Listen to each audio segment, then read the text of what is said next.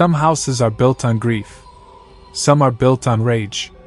The Blackwood house was built on both, and on something older, hungrier. It stands today exactly as it did in 1892, 3 stories of dark brick and sharper shadows, perched on a ridge overlooking the misty valleys of Lancaster County, Pennsylvania. The locals no longer speak its name aloud. They call it the place at the end of the road. Delivery drivers refuse to turn onto the gravel drive after dusk. Children on school buses press their faces to the windows as they pass, daring each other to look at the upper windows where, on certain foggy mornings, silhouettes can be seen standing motionless, watching.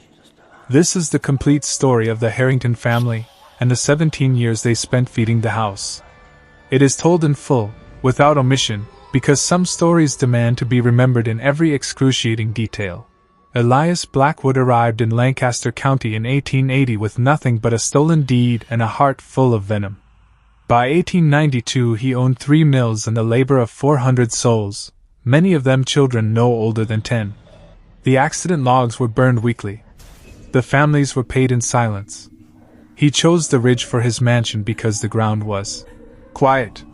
He did not know, or did not care, that it had once been a Lenape burial site.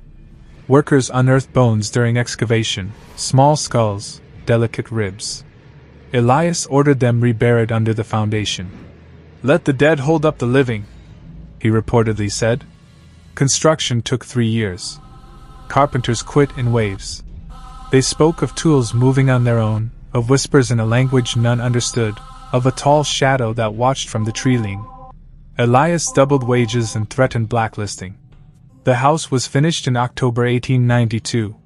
Clara Whitmore entered the house as a bride in 1895.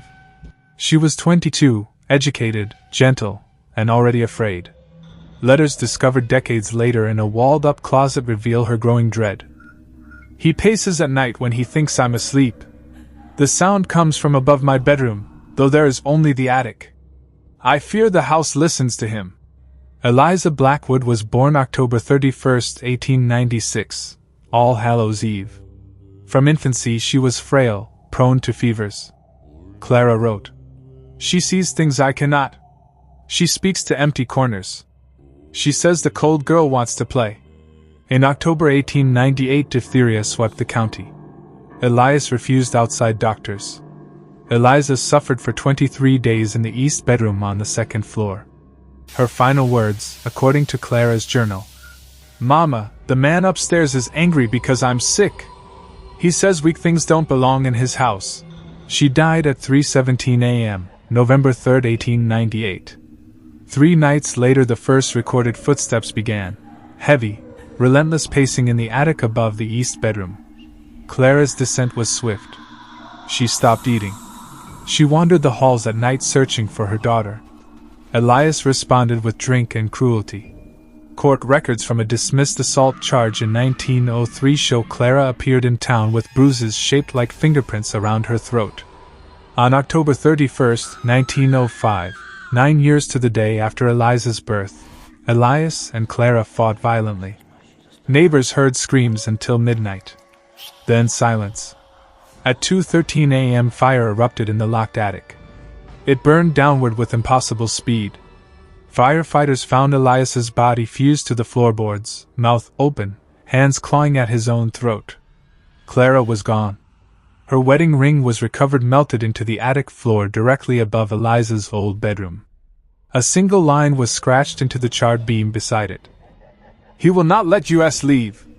The house was rebuilt in 1907 by a distant cousin who lasted 6 months before selling at a loss.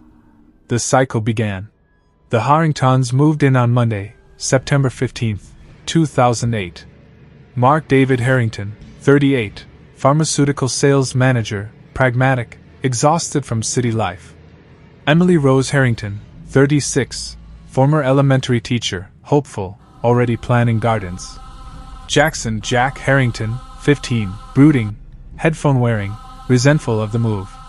Sarah Elizabeth Harrington, 8, bright, imaginative, collector of stuffed animals and secrets. Monday night peaceful. Tuesday night peaceful. Wednesday night, September 17, 2008, 1:17 a.m. Emily woke first. Thud, thud, thud. Slow, heavy footsteps crossing the master bedroom ceiling from east to west. Pause at the window. Then back. 47 passes exactly. She counted. Mark investigated the attic. Nothing but cold air and moonlight through cracked boards. The footsteps stopped the moment his foot touched the attic floor. Thursday night, same pattern, same time, same count. By the end of September, the footsteps had become a nightly ritual. Variations emerged. Heavy boots, Elias, angry, territorial. Light, quick patter of bare feet, Eliza, searching, playful. Slow, dragging shuffle with faint metallic jingle, Clara, mournful, exhausted. Sarah began drawing the same picture repeatedly. A little girl with long black hair covering her face, standing at the foot of Sarah's bed, one hand extended. October 31st, 2008, Halloween, Eliza's birthday anniversary. At 11:59 p.m. every light in the house flickered. At midnight the temperature in Sarah's room dropped to 31 degrees Fahrenheit.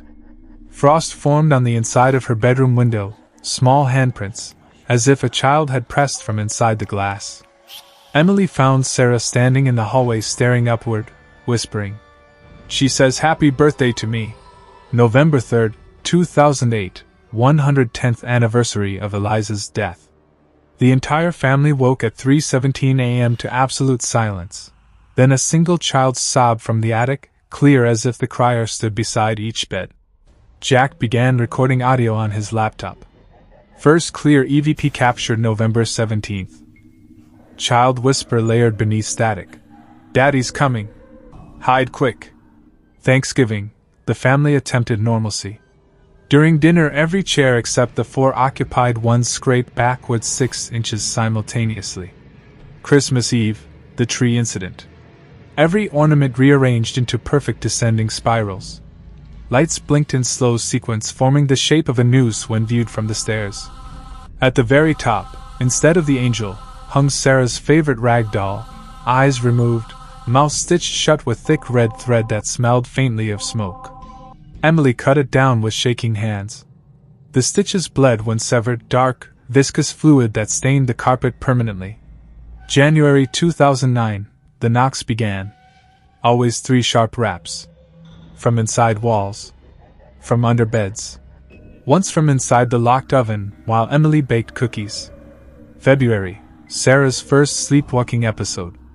Emily found her at 3:03 a.m. standing barefoot in the attic, arms outstretched toward the charred northeast corner, whispering in a high, old-fashioned voice. I'm sorry I was sick, Papa. Please don't be angry. Please don't lock Mama up again. When Emily touched her shoulder, Sarah screamed, a sound no child should make, and collapsed. March 2009, the basement began smelling of smoke every full moon, though no fire had burned there in over a century. Spring 2009, Jack's motion camera in the upstairs hallway captured its first anomaly on April 13th. 2:46 a.m., small handprint materializes on the lens from the inside. Feed goes black for 17 seconds. When it returns, the camera is tilted downward, showing tiny bare footprints in the thick dust leading toward the attic stairs. The prints stop abruptly at the pull-down ladder, which was closed and latched. Summer 2009, the whispers became directed. Sarah reported Eliza speaking to her during the day. She says you're her new mama now. She says she'll be good this time. Fall 2009, Emily's research at the Historical Society uncovered the full Blackwood history for the first time. She came home pale, clutching photocopies of newspaper clippings and Clara's recovered journal pages.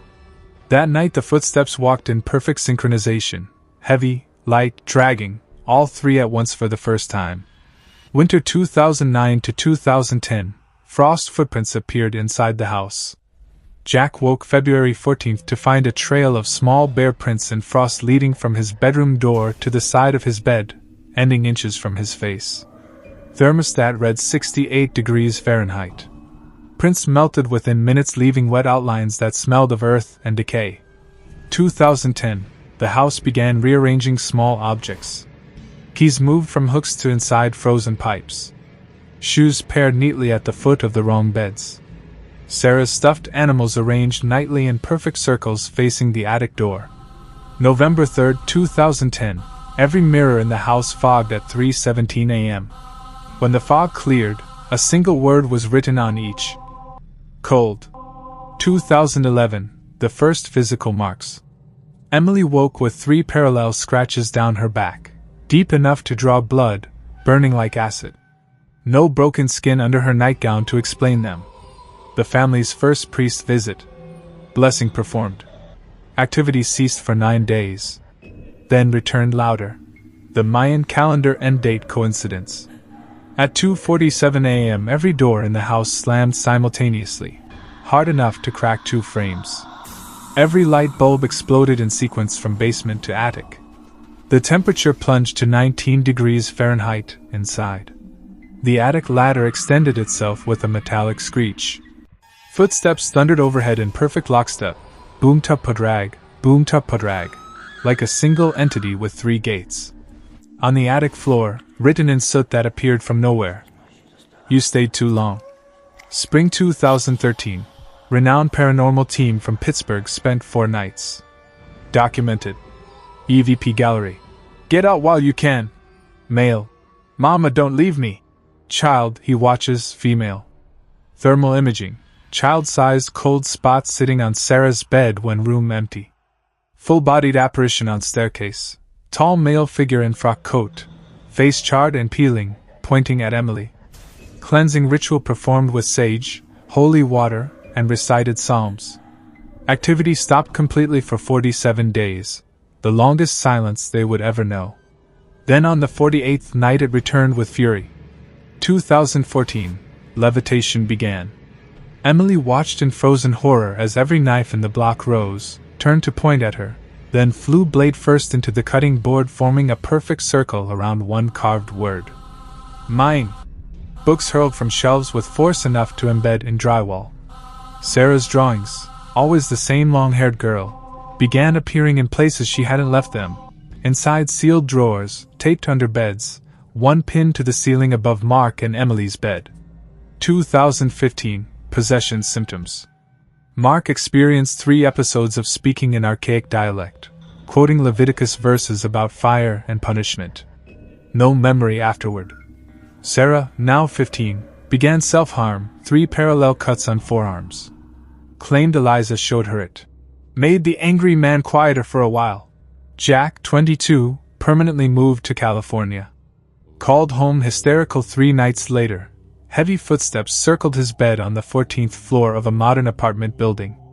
July 17, 2016, the choking incident. Emily alone.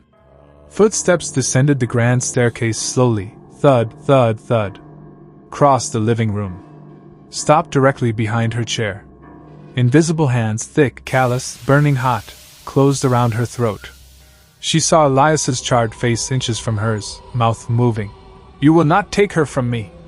She blacked out. Woke with perfect fingertip bruises, burst capillaries in eyes, and a burned handprint on her neck that never fully faded. Fall 2016. Renowned demonologist Father Michael Ronan spent 1 night. Left at 4:17 a.m. vomiting in the driveway. His final written warning, left on the kitchen table. This is no longer 3 separate spirits. 17 years is the gestation period. It has been building a single entity from the pieces. It wears their faces like masks. It has chosen your family as replacement parts. Leave before the 17th year completes, or you will never leave. 2017. Mirrors began bleeding at 3:17 a.m., dark fluid seeping from frames, smelling of copper and smoke. 2018. Perfect voice mimicry. Emily heard Mark calling desperately from the basement. Mark was asleep beside her. Sarah heard Emily screaming her name from the widow's walk. Emily was in the kitchen. Mark heard Jack begging for help. Jack was in California. Scratches escalated to full phrases carved overnight. Eliza was here. Across Sarah's back, letters reversed as if written by someone facing her. 2019. The house began returning lost things. Wrong. Emily's wedding ring, lost in 2011, appeared on the charred attic beam melted exactly like Clara's. Sarah's baby teeth, saved in a box and discarded years earlier, arranged nightly on her pillow in the shape of a smile. 2020 pandemic trapped them inside 24/7. Activity became constant. Footsteps never ceased, layered, overlapping, sometimes marching in formation. Whispers evolved into full sentences spoken aloud. "You are the new family now. She will be my little girl. Burn with us and be whole." April 17th, 2020, Mark saw full apparition of Clara, emaciated, dress hanging in burned tatters, mouth sewn shut with thick red thread, eyes pleading as she reached towards Sarah's closed bedroom door.